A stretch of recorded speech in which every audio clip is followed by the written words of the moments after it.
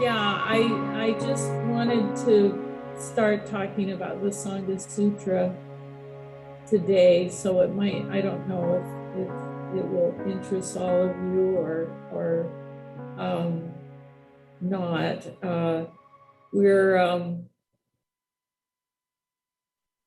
well, we do have a grievance procedure at Sweetwater Zen Center, but it's very simple. It's pretty much the precepts, which isn't simple, just a listing of the precepts, which one thing about ethics is it's not simple. And I know for myself, I joined Zen because I was upset about kind of how I was trained, that there's this set of definite rules, you just have to follow those. And I knew that wasn't true. And I heard that Zen was more flexible about the rules, or I even heard there weren't rules. So that was one thing that brought me to Zen, but it didn't take us very long as Zen practitioners to realize that the kind of ethics, which is just always do the right thing, can be very disturbing. Actually, this little boy who was part of the community at Mountain Center, Yokoji, he's totally grown up now. He has kids and middle-aged guy. But anyway, the Seventh-day Adventist camp is very, very close to Zen Mountain Center. And he started hanging out with the Seventh-day Adventists, and he announced he was going to be a Seventh-day Adventist. And part of the reason was horses and swimming pool, which is a big draw. But another part of the reason was because they were very clear about the rules. And especially for a little boy, it was kind of confusing for him, this kind of just do the right thing. So anyway, we study the precepts because, and I'm going to talk about it more when I talk about the Sangha Sutra, is that's not accurate. Zen isn't, there are no rules, just be a good person. There's very clear guidelines, which is expressed in the precepts. And there's different ways to see the precepts. And that's something that we talk about every Fusatsu. The Fusatsu is the one of the most ancient ceremonies. Buddha did it. Buddha had a atonement twice a month, and or at least that's what we understand.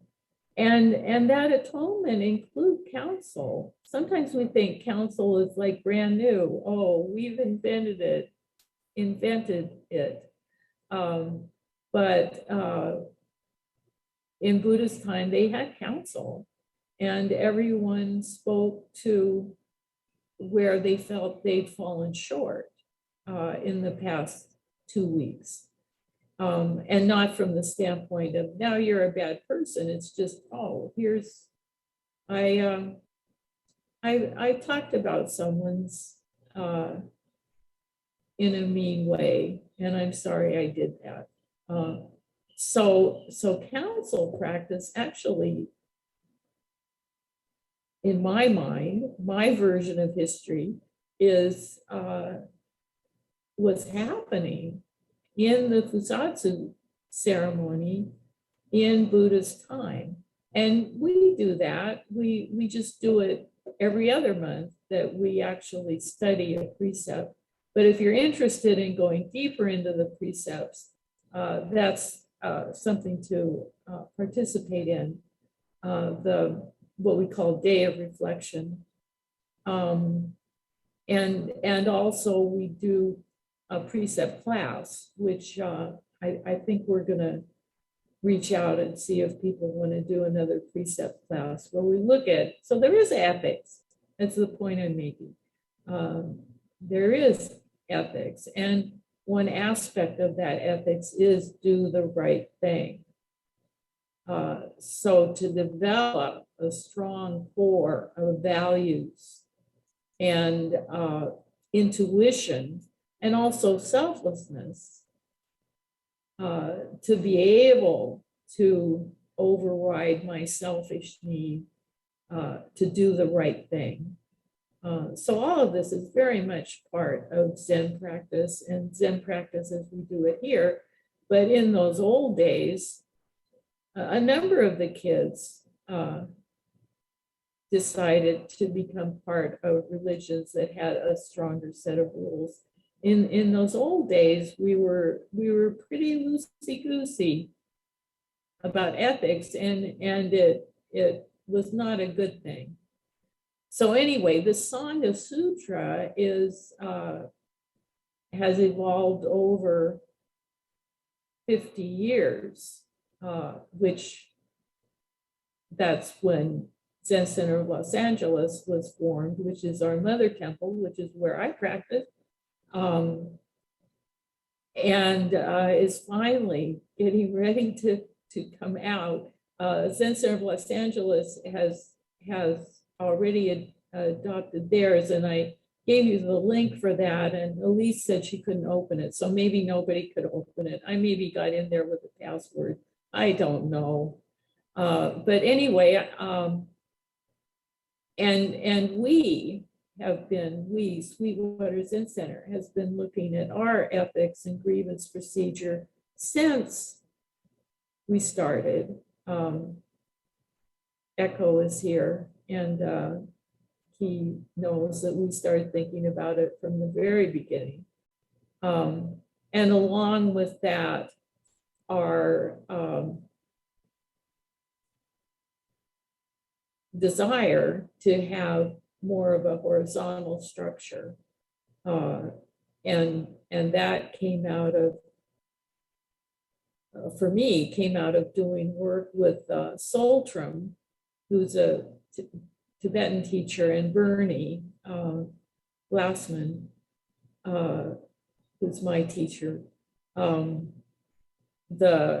shift from horizontal structure, one person tells everybody what to do, from vertical structure to incorporating a horizontal structure. We also have physicians at the Zen Center, and for instance, people who are authorized to teach, to give a Dharma talk, that's established. So both of those are included in the Sangha Sutra, our ethics, and the way we look at ethics, the kind of grievance procedure we have when things don't go right, and also how we're moving towards more of a horizontal structure that all of us are part of the decision making and the working and functioning of the Zen Center. So Sangha, that word Sangha, Joe and I spent a long time talking about Sangha. I bogged him down for about a month. What is Sangha? Originally, I think Sangha were the disciples of the Buddha, were monks, people who had taken the vow of celibacy, of not having a family, leaving home, leaving the family, and the temple or the group. Buddha didn't have much of a temple. They were just a group who wandered around India, and that was your home. And the Sangha were those people who had chosen to leave home and to wake up together, to experience the same thing Buddha experienced.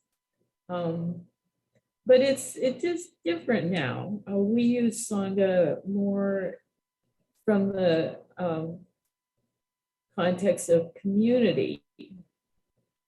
So some definitions of Sangha is Buddhist, that you've made Buddhist vows, which is part of what Jukai is about, the Jukai ceremony, making Buddhist vows. But there's many people in our community who aren't Buddhists. Some are their primary spiritual affiliation isn't Buddhism, might be Christian or Jewish or yoga or something like that.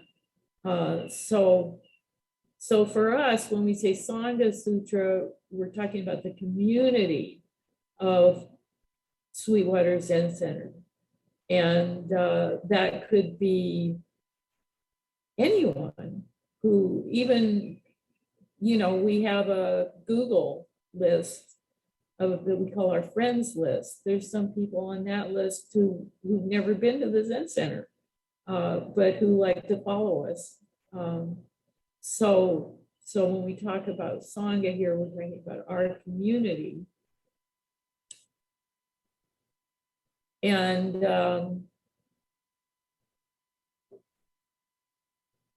I'm just going to read a little bit from it. This is ours. This is the one that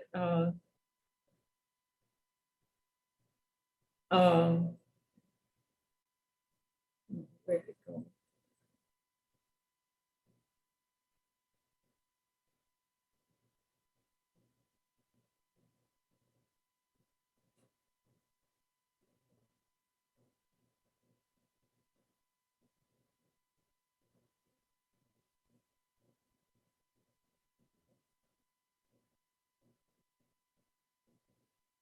No, I lost it again.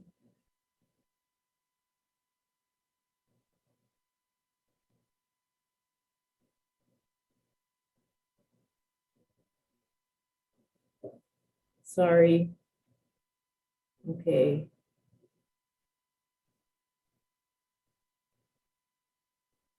Here we go.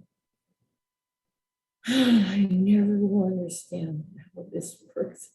Okay, so the Sangha Sutra is huge. It's 44 pages long. And it includes an overview, which I'm going to talk about a little bit today, a statement of right conduct, and a grievance procedure, and then particularly ethics for the teachers at Sweetwater.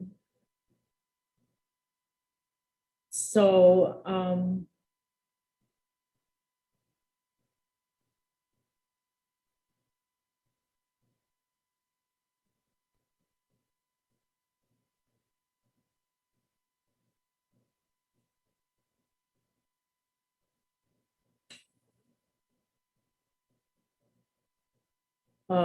let me just start here. What is the Sangha Sutra? A Sangha is formed when 3 or more people practice the awakened way together and embrace the spirit of the 3 treasures of Buddha, Dharma, and Sangha. The Buddha is awakened realization, the Dharma, the teachings of awakening, and the Sangha, the community of practitioners. Sweetwater Zen Center's mission and vision strive to embody collective awakening. This means that practice at Sweetwater Zen Center is designed as a skillful means for awakening together as a Sangha. The word sutra translates as thread, and each individual is a thread of the Sangha fabric. Fabric is typically made of the warp, the threads that run lengthwise, and the woof, the threads that weave around the warp, running crosswise. For the Sangha fabric, the warp is made of practice and the 3 treasures, and the woof is how each member engages with them. What kind of fabric are we weaving together? What patterns are being revealed?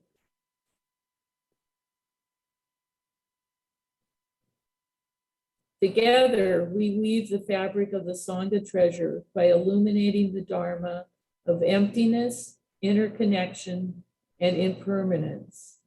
Aligning ourselves with these pillars of reality fosters living in harmony as we are called forth to see others as ourselves and ourselves as others. With this fundamental view, we honor diversity and become skilled in addressing conflicts as a path to deeper interconnectedness. All fabric inevitably wears out. Holes, tears appear, and seams rip apart.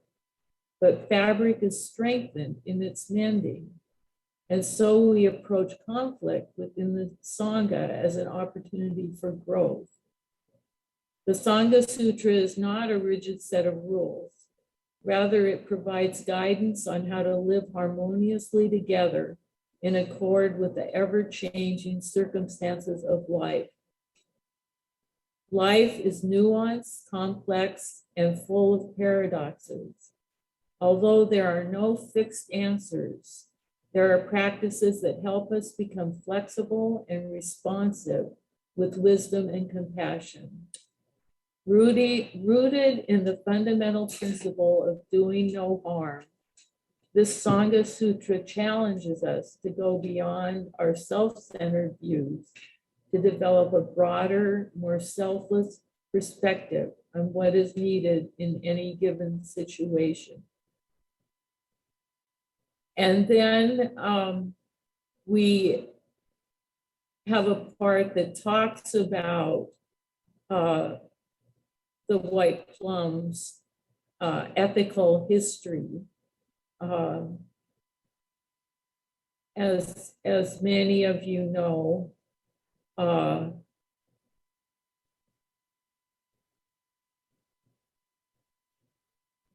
let me read a little bit. This Sangha Sutra is partially inspired by mistakes made by our past teachers and ancestors and the need for healing after the damage left in their wake.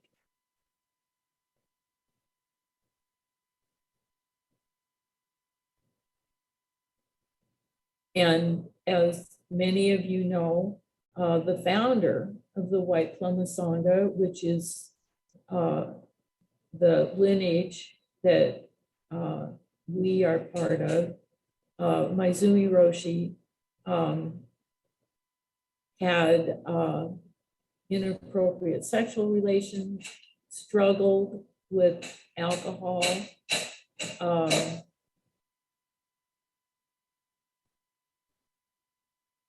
and anger. And we addressed those at the time. And this Sangha Sutra comes out of the issues that came out at that time, telling us, wow, we need to look at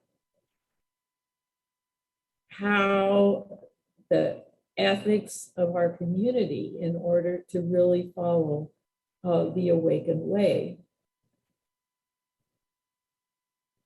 Questions came up about the nature of enlightenment, the human flaws of Zen teachers, and the psychological foundation for practice. At that time, American Zen centers lacked a structure for dealing with ethical misconduct and accountability. And the intersection of Asian and American culture led to further misunderstandings about Zen culture and ethics. It was still unacknowledged that spiritual wisdom does not necessarily include psychological, emotional maturity, nor that our own ideas of power, sex, and race are not exempt from scrutiny. This led to dysfunctional Sangha cultures that practitioners spiritually bypass, leaving little room for insight and accountability. And this spiritual bypass, you probably know, means when we talk about when things happen, that rather than digging into what's happened and taking care of things, we go, oh, well, I, I'm so enlightened that when I did that, I was helping you to get enlightened or whatever, using our spirituality not to face our emotional, psychological, and ethical difficulties.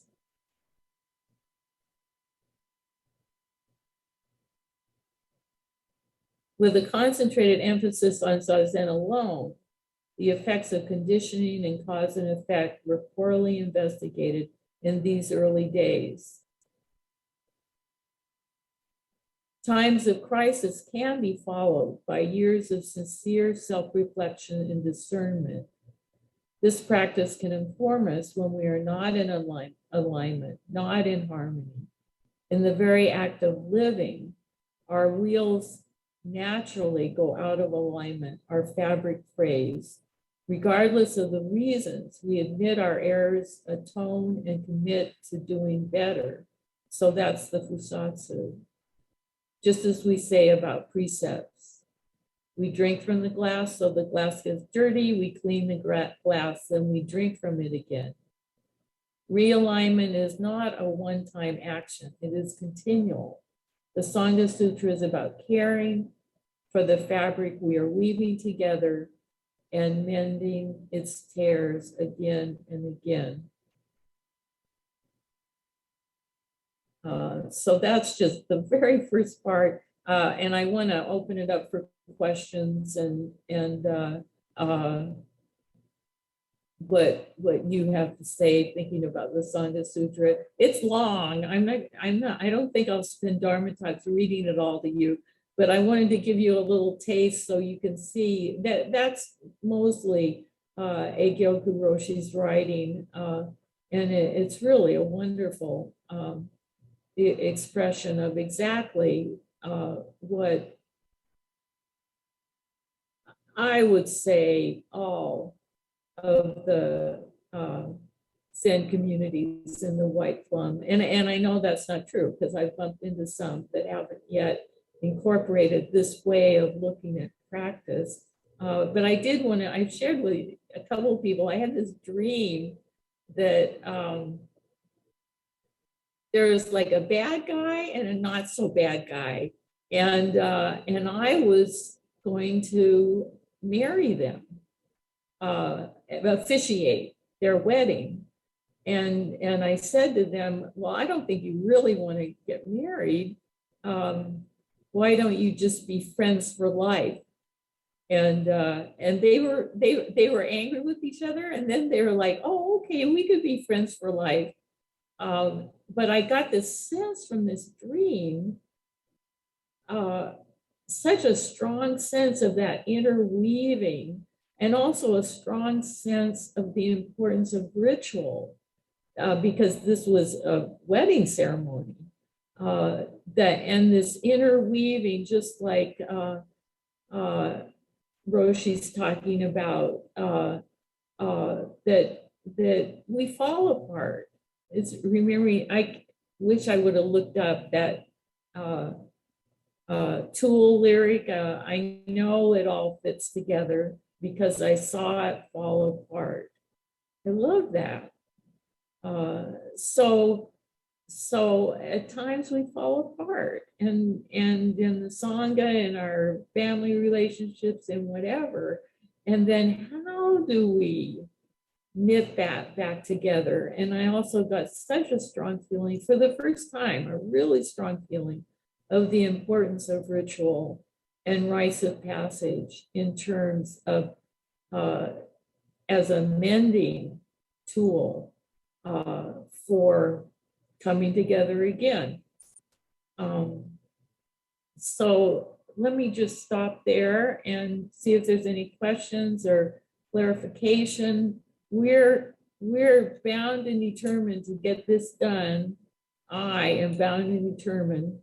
It's been what, 20 years working on this, and I know everybody that's worked with me on it has been very frustrated but it didn't seem clear. And it's the same thing Yoga said about the Sangha Sutra at ZCLA. They've been working on it for 50 years before it finally came together.